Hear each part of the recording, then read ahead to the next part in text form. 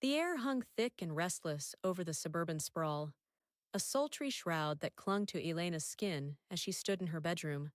It was July 2025, the kind of summer evening that pressed against the senses, heavy with heat and the murmur of cicadas beyond the window.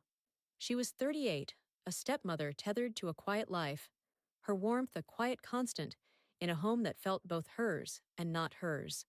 The day had unraveled slowly, yard work with her stepson and his friend, the hum of effort filling the hours, until dusk settled, softening the edges of the world.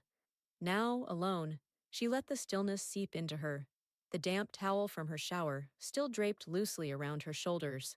Her bedroom glowed faintly, a single lamp casting shadows that danced with the sway of the curtains in the warm breeze. She'd left the door ajar, a careless habit born of solitude, and as she peeled the wet fabric of her tank top from her skin, the air kissed her bare shoulders, her chest, the curve of her waist.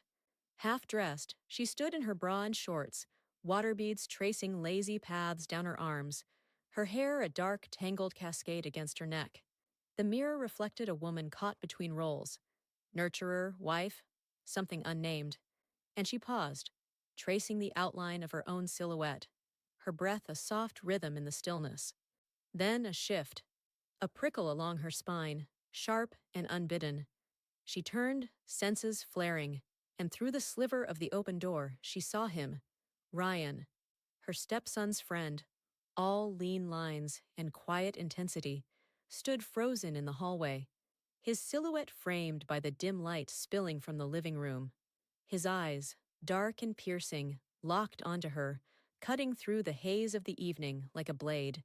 He'd been heading somewhere, maybe to grab his forgotten jacket, but now he lingered, unapologetic, his gaze tracing her damp skin, the swell of her chest, the vulnerability of her half-clothed form. Her heart lurched, a wild thing trapped in her ribs, and heat flooded her, a molten rush that started in her core and spread outward, igniting her cheeks, her fingertips, the space between her thighs. She should have moved, covered herself, snapped the door shut. But she didn't. The moment stretched, taut and electric, her body rooted to the floor as his stare held her captive. It wasn't just that he saw her. It was how he saw her, with a hunger that stripped away the veneer of her role, her age, her restraint. He was 20-something, too young, too close to her world, and yet that made it worse, better, more dangerous. The forbidden coiled tight in her chest, a serpent of guilt and want.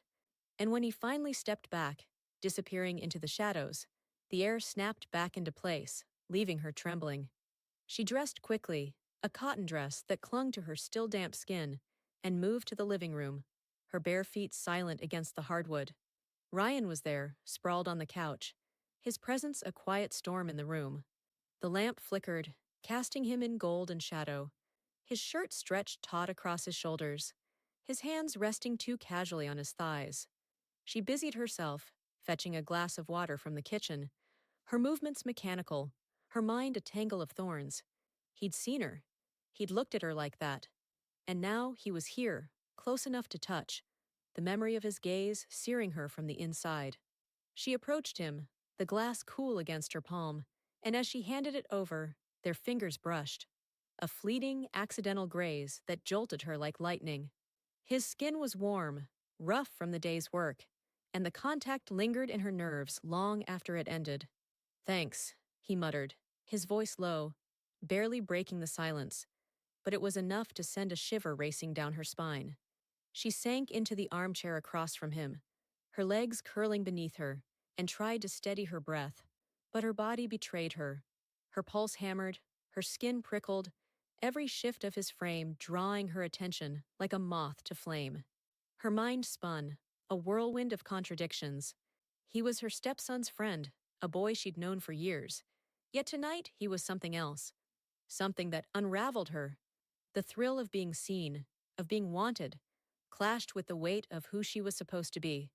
She was too old for this, too tethered to responsibility, and yet the heat beneath her skin didn't care. It pulsed with every glance he stole, every subtle flex of his hand around the glass. The room seemed smaller, the air thicker, charged with a current she couldn't name, but couldn't ignore. She shifted, crossing her legs, and the fabric of her dress slid higher, exposing the curve of her thigh. His eyes flicked there, just for a heartbeat, before returning to the glass. But it was enough. Her stomach tightened, a delicious ache blooming low and insistent. She wanted to move closer, to test the edge of this thing crackling between them. But guilt anchored her, a cold thread woven through the heat. What was she doing? What did it mean that his look had undone her so completely? The couch creaked as he leaned back, his body a quiet challenge, and she felt it. The pull, the danger, the exquisite torment of wanting what she shouldn't have. The night stretched on, humid and heavy, and Elena sat there, caught in the orbit of his presence, her thoughts a fevered dance of desire and dread. Every breath he took, every rustle of his clothes, stoked the fire beneath her skin, and she knew, with a certainty that both terrified and thrilled her, that this moment had changed something. She was no longer just the stepmother, the caretaker. She was a woman, raw and awake, teetering on the edge of something she couldn't yet name. The night deepened, a velvet cloak wrapping the suburban house in stillness. But the air inside Elena's living room buzzed with something alive, something insistent. The humidity pressed against her skin, a sultry whisper that felt less like a burden now and more like an invitation, an urging she couldn't shake. She sat in the armchair, legs curled beneath her, the cotton dress clinging to her thighs. But her eyes kept drifting to Ryan. He sprawled on the couch, his body a lazy sprawl of lean muscle and quiet confidence, the lamp's glow painting him in hues of amber and shadow. His presence was magnetic, a pull she'd felt since that moment in the hallway, when his gaze had stripped her bare. Now it tugged harder, unraveling the threads of her restraint with every breath he took. She shouldn't. She knew that. The thought looped through her mind, a fragile tether to the woman she'd been hours ago. Stepmother, caretaker, keeper of boundaries. But the heat beneath her skin didn't care about shoulds. It pulsed, insistent, a rhythm that matched the faint hum of the cicadas outside. Her fingers tightened around the armrest, nails digging into the fabric, until something snapped. A quiet, internal fracture. And she moved. Not cautiously, not tentatively, but with a boldness that surprised her. She rose, crossed the space between them, and sank onto the couch beside him, closer than necessary, her thigh brushing his.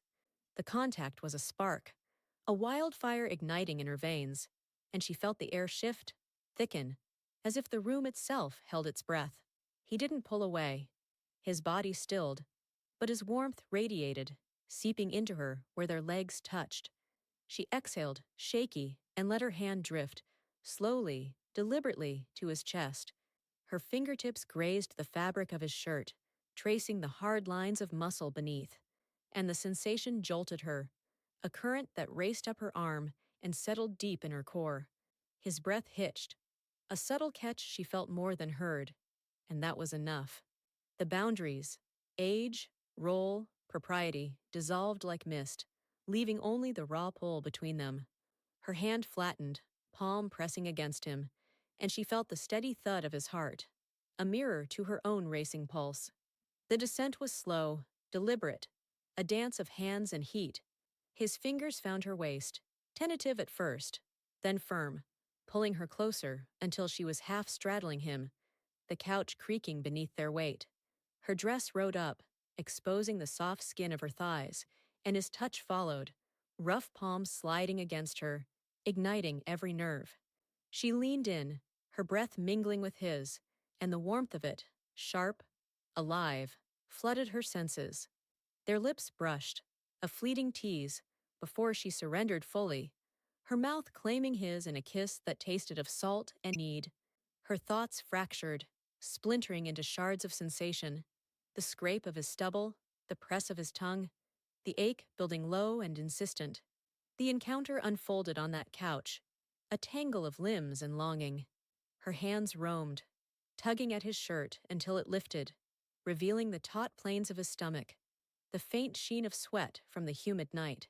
She traced him, memorizing the feel of him, while his fingers dug into her hips, guiding her against him. The rhythm came naturally, a slow grind that deepened with every shift, every sigh. Her senses drowned in him, the musk of his skin, the weight of his hands anchoring her, the creak of the springs beneath them like a heartbeat. She arched, her body seeking more, and he met her, his touch bolder now, peeling the dress higher until it bunched around her waist. Pleasure surged, a tide that warred with the fleeting shame flickering in her mind. This was wrong. Her stepson's friend, her home, her life. But the thought dissolved under the crush of want. Her bra strap slipped, and his mouth followed, hot and deliberate, drawing a gasp from her that echoed in the quiet room. The world narrowed to this: the salt of his skin against her lips, the ache of her thighs trembling, the slick heat where their bodies pressed. She moved with him, lost in the cadence, until the tension coiled tight and snapped, an exquisite release that shuddered through her, leaving her breathless, clinging to him as the waves receded. But it wasn't just physical. As she collapsed against him, her forehead resting on his shoulder, something shifted. Seismic, irrevocable. Her chest heaved, her skin flushed and alive, and she felt tethered to him in a way that transcended the act itself. The room settled, the air still thick, but softer now, laced with the scent of them. Her thoughts swirled, a kaleidoscope of aftershocks. Pleasure, guilt, wonder. He didn't speak, didn't need to. His hand lingered on her back, a quiet claim that grounded her. She'd crossed a line, surrendered to a desire she'd barely acknowledged, and yet it felt less like a fall and more like an awakening. The night stretched on, humid and heavy, but Elena didn't move. She stayed there, tangled with him, the couch a cradle for this new, uncharted thing between them. Her body hummed, sated yet restless, and her mind wrestled with the truth. This wasn't just a moment. It was a connection, raw and deep, that she couldn't unfeel, couldn't undo. She was changed, tethered to him, to this night, to the woman she'd become in the heat of his touch.